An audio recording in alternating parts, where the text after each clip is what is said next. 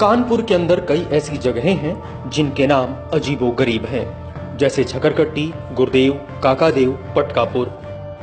लेकिन क्या आपने कभी सोचा है कि इन जगहों के नाम ऐसे क्यों हैं? इनके पीछे की कहानी क्या है?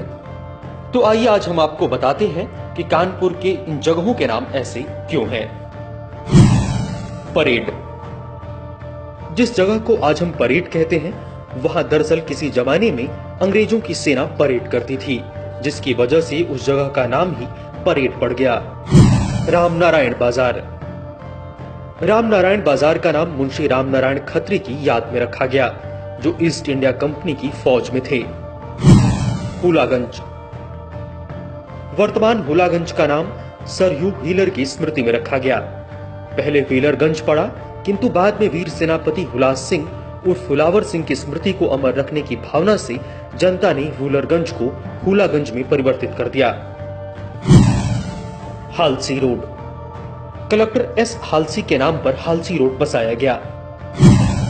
Moolganj. Collector H D mall के नाम पर मॉलगंज आबाद हुआ, जिसे बाद में मूलगंज कहा जाने लगा। लाटुश रोड। संयुक्त प्रांत के lieutenant governor sir James Latouche के नाम पर लाटुश रोड का निर्माण हुआ। बिरहाना रोड। बिरहाना रोड का पुराना नाम बेरिहाना था। यहाँ बेरी के बहुत से पेड़ थे, जिसमें ठाकुर गजराज सिंह की जमींदारी थी, जो बाद में बिरहाना रोड के नाम से मशहूर हुआ। चटाई मोहाल।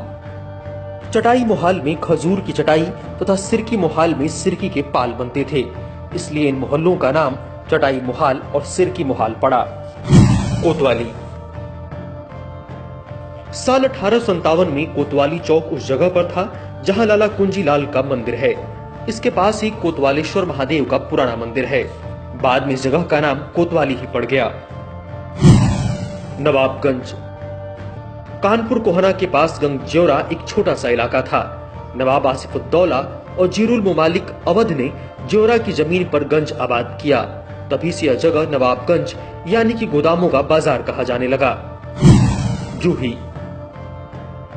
कोकी जूही जमींदार के नाम पर उनकी जागीर का नाम जूही पड़ा। कहा जाता है कि वह मुगल बादशाह रंगी की बहन थीं। बेकनगंज। कहा जाता है कि साल 1828 में कानपुर के मजिस्ट्रेट विलियम बेकन के नाम पर ही इस इलाके का नाम बेकनगंज पड़ा। सीसा मऊ।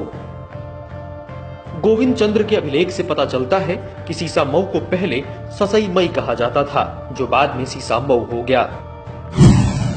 अफीम कोठी। अफीम कोठी में किसी जमाने में सरकारी अफीम का गोदाम हुआ करता था, इसलिए इस जगह को अफीम कोठी कहा जाने लगा।